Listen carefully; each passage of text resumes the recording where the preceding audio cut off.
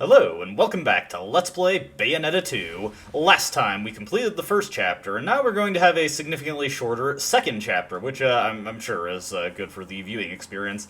I'm starting from the title screen here because we have multiple options we can pick through on the main screen. Obviously, story is what we're going to be focusing on because, we're trying to get through the story, but your other options are Tag Climax, the game's cooperative mode. Wish I had a person to assist me with this that I could show it off, but unfortunately the friends I do have on hand who have the game haven't played it quite as much as I have, so it would be a dicey proposition to get through it in a way that would be interesting.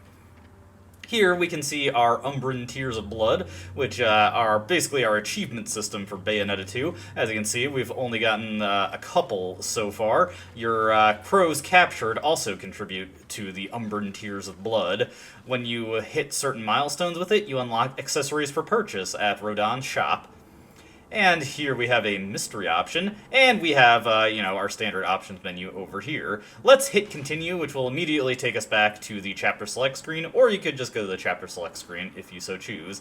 Now that we have completed the first chapter of the game and have accessed the Gates of Hell, we can now enter the Gates of Hell from the main menu here. I believe I went over that in the previous video, but, Before we get into the actual chapter, let's go over our mini topic of the day, which is combo extension. Now, your combo is not a standard combo like this punch, punch, kick, punch here. That is just a combination move that Bayonetta can do. Your combo refers to those little icons that appear on the side of the screen when you do attacks. When those icons finish queuing up and then disappear from the screen, your combo has ended. So, to get high scores, you want to keep your combo going, because there is a multiplier associated with it, and the scores you need are quite high, and really require that 9.99 multiplier to actually get you what you need for getting platinum combo scores. Now, there are two primary ways to extend your combo. You may have been noticing that at the end of fights, I am doing the extended taunt. When you are taunting, whether it be the mini taunt or the extended taunt, your combo gauge does not advance. The queue stays filled out for what it is when you start taunting. So we can just keep our combo going by doing taunts. The other way is much more simplistic and much more obvious to your standard combat, which is firing Love is Blue. By using Love is Blue, you will keep tacking on bullet points to your combo and keep it going that way. But compared to taunts, your combo Q will only have the bullet damage that you're doing, so if you are interrupted, it can very quickly expire the combo. So you gotta know when it's best to use what, and generally, you don't want to be holding Love is Blue constantly. You do want to find those openings to close in and actually deal the damage, and queue up more actions in your combo queue. With that all taken care of, I think we can get into first some purchases, and then Chapter 2 proper. The world-famous Rodans, where demons and gunsmithing go together like chicken and waffles. Sorry, I'm mad hungry. What can I do you for? I feel you, Rodan. I could go for some chicken and waffles, too. Now, to start today off, let's just buy a handful of items here. Naturally, we're going to want as many healing items as possible, since I kind of burned through the ones I had. Let's buy a Moon Pearl. Again, I'm not going to buy out his stock of Moon Pearls, just to keep things interesting. The game would... or I'd have a little bit more leeway if I was able to stock more magic, and I think that would take away from some of the challenge of doing the game this way. We're going to buy Tetsuzanku and Heel Stomp, and those are the only techniques we're going to buy. These are basically, you can utilize magic to just use Wicked Weave straight out if you press backward and forward. These were decently useful in Bayonetta 1 since there wasn't anything to use magic for aside from torture attacks, so you could get a lot of mileage out of these, especially since they had practically infinite range if you were locked on.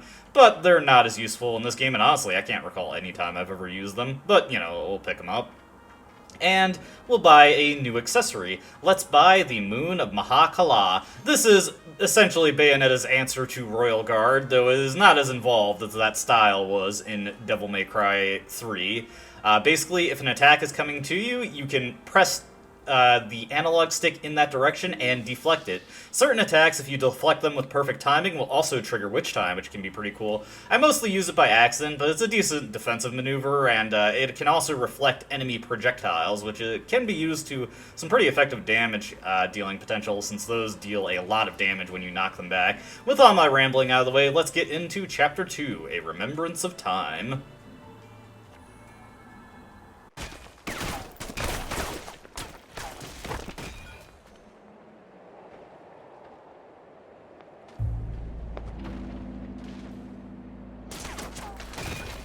So, our fates and our paths cross once again.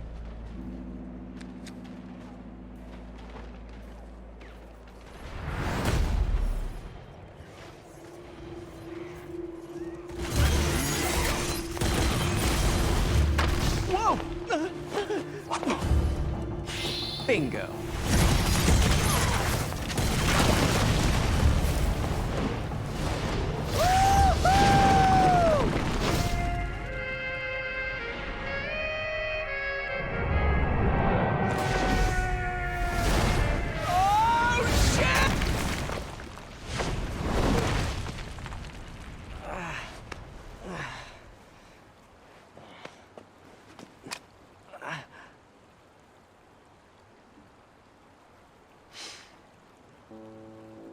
Fleur de la Reine, Maid of Nerine, also known as Diamond Lilies, I think. The name Nerine is derived from the Nereids, or sea nymphs. Quite appropriate for this city. Luca? Will you quit calling me that? I'm not a pet, or a cat! Oh wait, you said Luca. Not used to that. How are you, Bayonetta? No matter where I am, you always know how to make an entrance. Nice glasses. Oh, these? Rodan has a soft spot for Shinshu sake from Japan. It was an easy trade to get him to make these for me. And don't get it twisted, Bayonetta. I'm not stalking you. This time at least. Look, I know you've got nothing but secrets. Hell, that goes for anyone, right? But if there's one thing I've learned in my line of work, it's when I found you, I found the story. What on earth are you on about this time? Don't act dumb with me. You know the story better than anyone. The Umbra Witches and the Lumen Sages, two clans that wielded incredible power just 500 years ago. The clans of the Overseer, watching over us all with the eyes of the world, the power to govern light and darkness.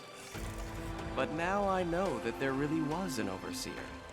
And this Overseer is the one who created the eyes of the world for humanity.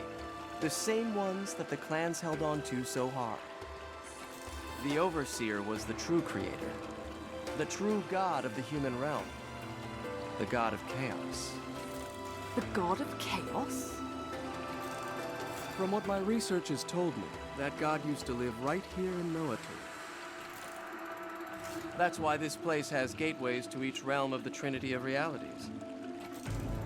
La Porta del Paradiso, the doorway to heaven, and La Porta del Inferno, the real gates of hell.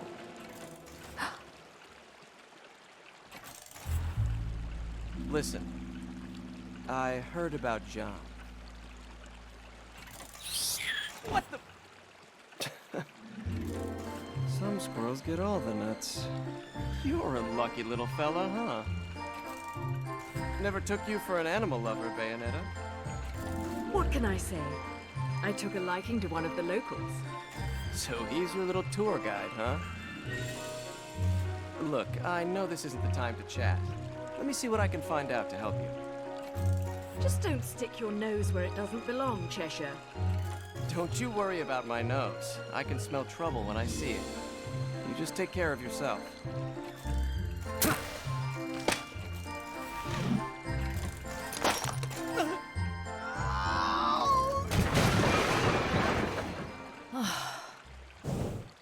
Oh, Luca, you're so randomly competent. But yes, it is Luca, Bayonetta's alternative informant when she's not getting information from Enzo. They have a much better relationship and more stable in this game compared to the first one. Now that Luca knows that Bayonetta is not responsible for his father's death. Anyway, getting into Chapter 2, right off the bat, we have a Muspelheim portal. This one's not terribly difficult, though. What we've got here is an enemy arms challenge. We can only deal damage to the enemy using enemy arms, and there are 3 that spawn in for us to conveniently use. Now, the best one for dealing damage to this guy are the bow and the twin blades. The other weapon, the spear, just is not that great. So I'd recommend picking it up first just to get it out of the way immediately. That green goop there does not actually damage you. It just traps you in place to make you more vulnerable to an attack. Let's get this. So you don't have to worry about flunking a damage requirement if you get hit by it. Oh, little too far there. Because your combo is very likely to end going to grab weapons, the combo scores for these enemy arms challenges are pretty generous, helped quite a bit by enemy arms generating a fair amount of combo points all their own. Not exactly the best I've ever done that. Obviously, if I was doing it better, I would not have gotten hit, but, you know, decent enough. And those challenges, by and large, are not that difficult. We still got a gold, I'm fine with that. I can live being a gold tier player here. Here we get a Moon Pearl, giving us a 4th gauge of magic, so pretty good stuff right there. Let's get on out of here. Now, before we actually get into the level proper and deal with more combat challenges as we progress through it, there is a couple of extra things we can grab before heading forward. Right across from this Muspelheim portal, we've got a golden resting place. This one doesn't have anything too fancy in it, just a mega bloody rose lollipop. This is the tier 2 rose lollipop, and naturally gives you a more potent effect than the standard bloody rose lollipop. Again, I'm not going to be using them. The game isn't really designed around them, and it kind of just runs counter to your combo score, so we're just going to ignore it. Heading down into this little underwater alleyway, once again, wishing that I could go through these faster, but we have no such luck at this moment. We can open up this resting place here and get another broken witch heart. We're unfortunately not going to get any more upgrades throughout the course of this level. We're just going to be collecting pieces towards them. But that's okay, that's okay. We can live with that. Alright, heading back out here, we've grabbed everything we need to, so we can get into our first main fight.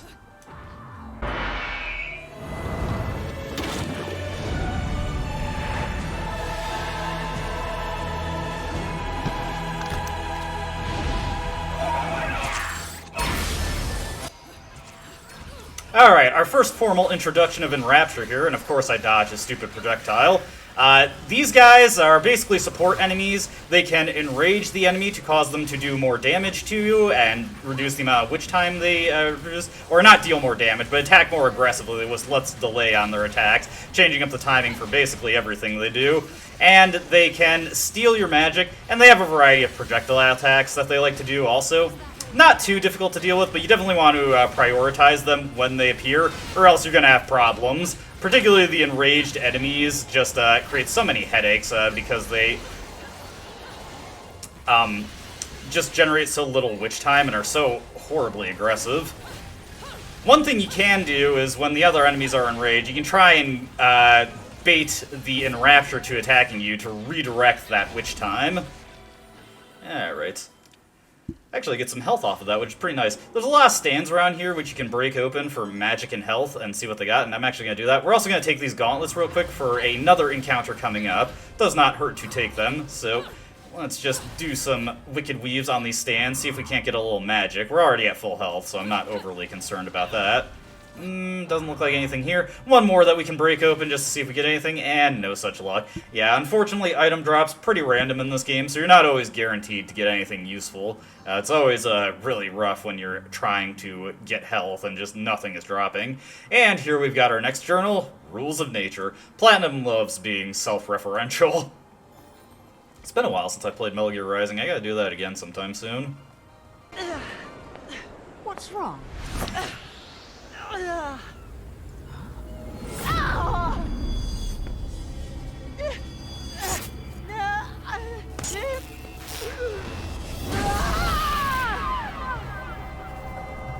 What's this?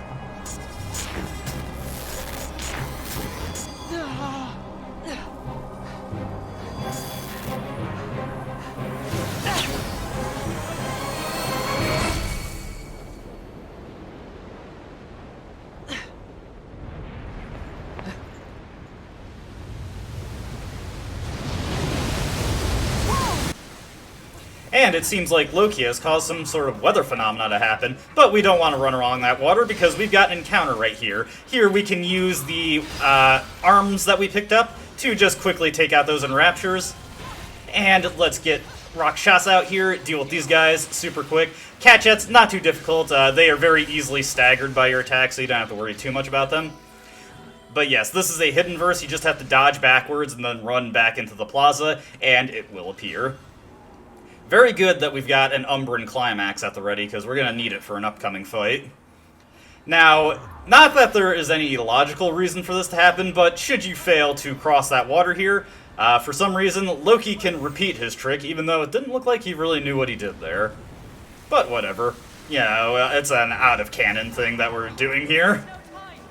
But yeah, once the witch time is activated on the water, we can run across. Where did you learn that trick, little one? I've never seen a witch, or a sage for that matter, pull off something like that. Come on, love. You think I'm just gonna tell you my secrets when I don't even know whose side you're on? All right. It seems I can control the Remembrance of Time. That's a big deal here. It seems? I mean, no. I got nothing else to say, love. The Remembrance of Time.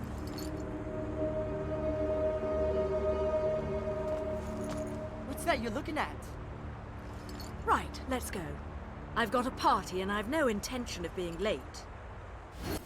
Alright, so once we head through this door here, we actually just want to step forward until this title appears, and then if we go back through, we have what is easily the hardest encounter in this chapter, so let's see if I can't get through this. We have 3 accolades, an allegiance, and an acceptance with a bow. We want to immediately get out Umbran Climax and just deal with that acceptance and send these guys flying. We'll throw out some Wicked Weaves here. Now let's go up to this Blade accolade. Good, okay, and Wicked, or Dodge Offset Away, okay. And do that again. Alright, go to the Accolade once again. And, yep, oh, no, got picked up there. That's okay, though.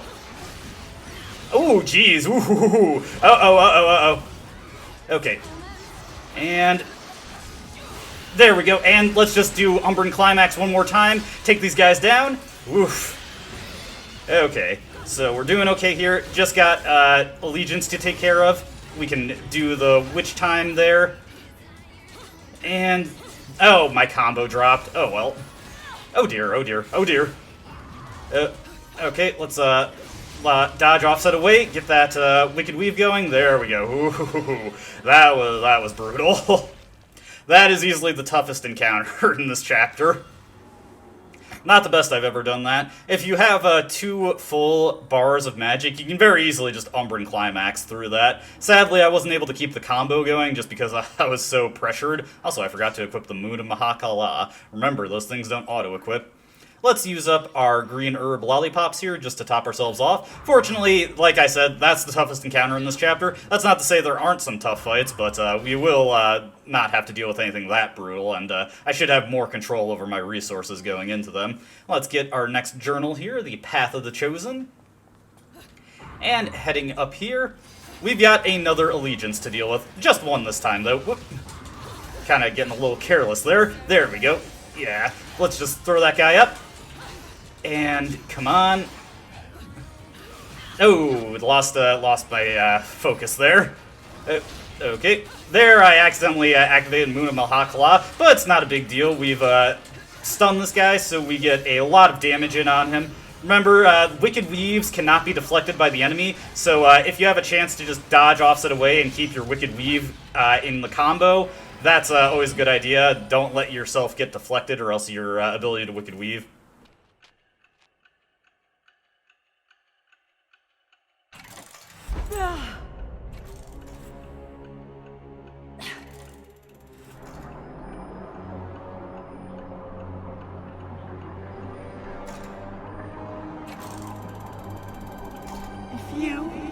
gone, we'd all be...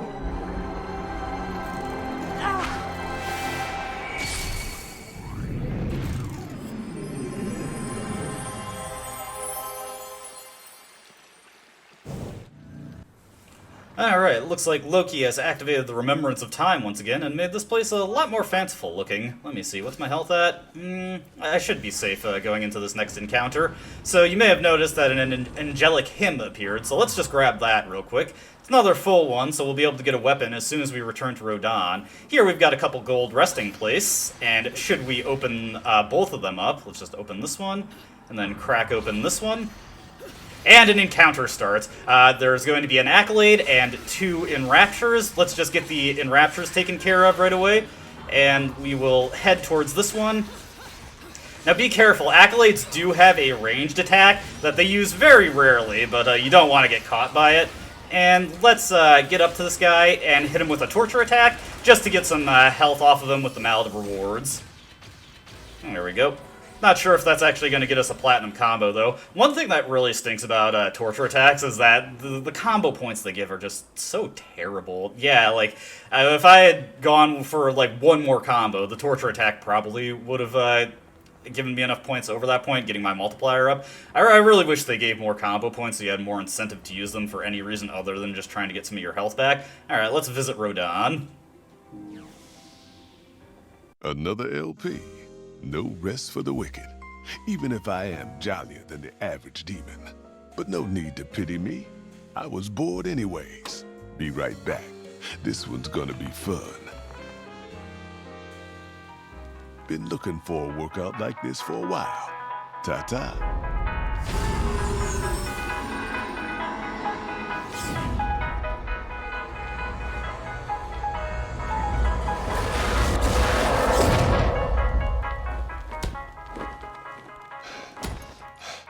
You know how they say life's a bitch?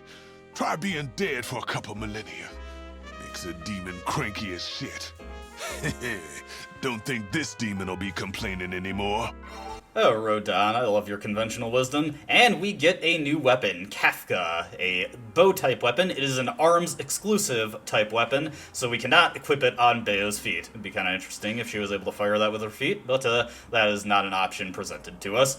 Let's just buy some green herb lollipops to top off our stock here. Now, I'm going to be honest with you, Kafka is not a very good weapon, has very low damage, and also very low combo points for how low the damage is, so it tends to kill your combo score if you utilize it, but I want to show off every weapon at least once, and show off the Umbran Elegance tied to it, so may as well equip it just for some fun.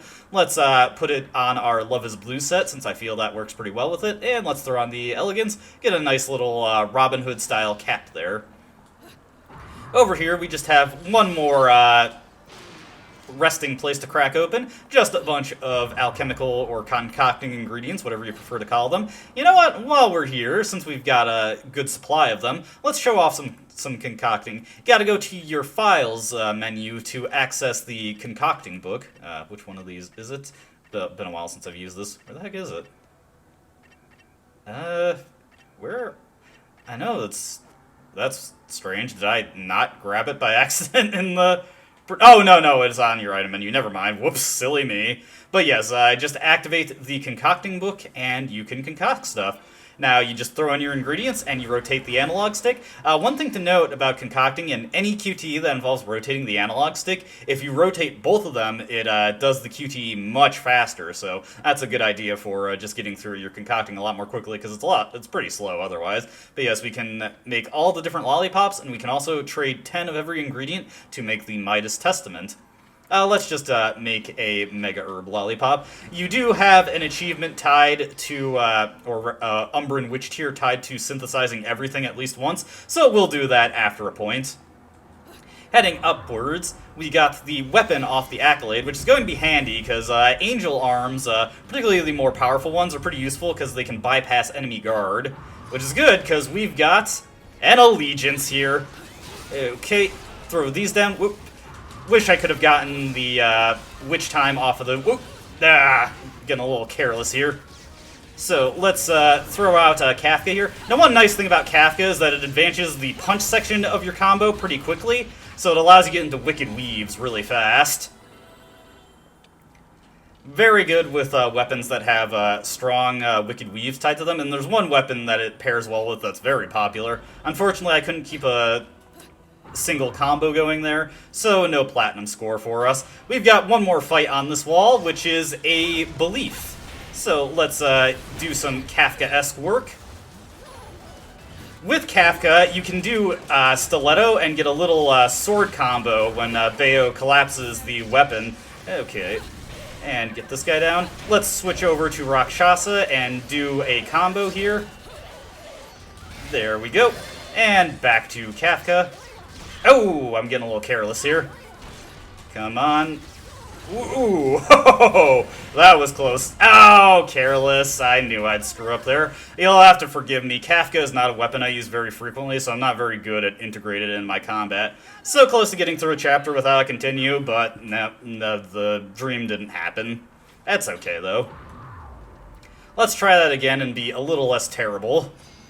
Don't have to fight the Allegiance over again, since we did hit a checkpoint after that fight. At the end of every verse, you do hit a checkpoint, so you don't have to worry about that. Whoop.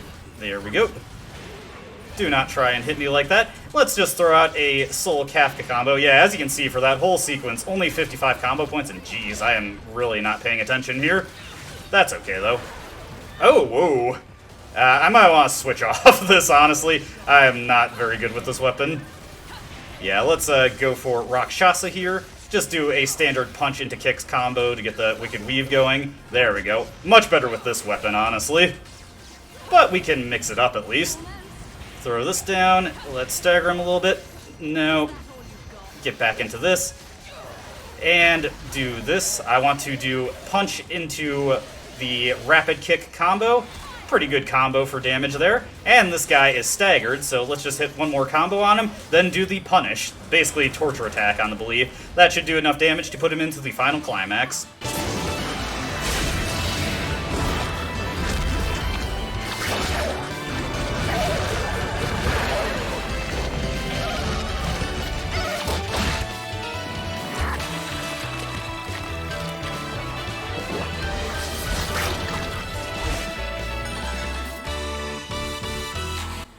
So, altogether, that was a pretty terrible run of this level, but it's okay. We're still finishing it. There's just one last thing for us to do, and it's another Muspelheim portal.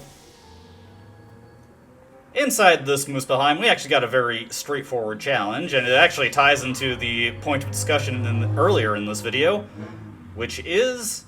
This is a single combo challenge. That means if your combo ends at any point, you lose the challenge. So we're going to have to make use of Love is Blue a lot and just generally keeping our offense up so we can keep the combo going. Fortunately, we've got some pretty easy enemies for this purpose. We got Urbane here, who we can easily keep our combo going off of him. One thing that... Oh, whoa, hey. Yeah, I got a little careless there. Yeah, it's pretty easy to lose track of guys like Urbane when you're focusing on Enraptures, but we really want to get the Enraptures taken care of so I don't have to worry about this guy throwing off my combo. Okay. Couldn't get the Wicked Weave there, but that's okay. We can keep our combo up now. Let's throw out Kafka a little bit. And just do this Wicked Weave to get some good damage in. Maybe stagger him a little bit if we're lucky. Didn't look like I got that there, but oh well. Okay.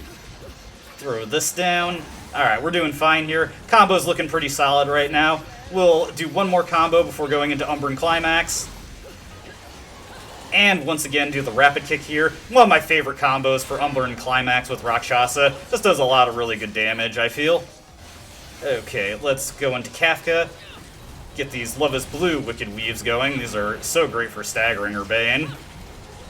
And should be able to finish him off with this. There we go. Would have been nice if I could have avoided getting hit there, but wasn't playing well enough to manage that. It was kind of unfortunate. I was so focused on the Enrapture. He just shot the mace at me and took me out that one time. Did pretty bad on the time there, though. It's a bit strange. When I was doing my practice, I got a pure platinum on that. I'm not sure what I did so different. Well, okay, what I did different was use Kafka. Like I said, the damage on Kafka is really poor. One other thing you can do with it is hold attacks. Very straightforward. You can just charge it and fire out more arrows. Yeah, I really would not recommend this weapon. There is one set that is pretty effective with it, though, and I'll at least demonstrate it later, because it's a weapon we only get after we beat the game. But this level, after the Muspelheim, it just kind of ends anticlimactically. You just walk out, no end-of-level cutscene. And we, once again, got knocked down to gold because I died like a fool right at the end. But hey, at least we get some Halos for that award. My practice run was a stone rating because verse 4 just absolutely annihilated me. And it's very unfortunate if you lose on that verse because you'll lose any magic you had in stock also, making it even harder. Here, for completing this chapter, we get our first batch of verse cards. Verse cards are the levels in Tag Climax, basically just individual verses that you can take on with a co-op partner or an AI. Once again, I don't really have anybody who's on my skill level to actually go through the hardest of Tag Climax, and I don't feel it's particularly interesting to do the easiest ones either, so we're probably not going to be seeing much of it beyond a demonstrative run with an AI, so yeah, that's just how it's going to be. However, well, that is neither here nor there. We are now on Chapter 3, Paradiso, the Gates of Paradise. This is our first boss-only chapter, so we'll have a much shorter video next time, thankfully. Sorry if these have been running a little long or a little too repetitive. As always, I hope you enjoyed watching. Hope to see you in the next video. Until then, though, goodbye.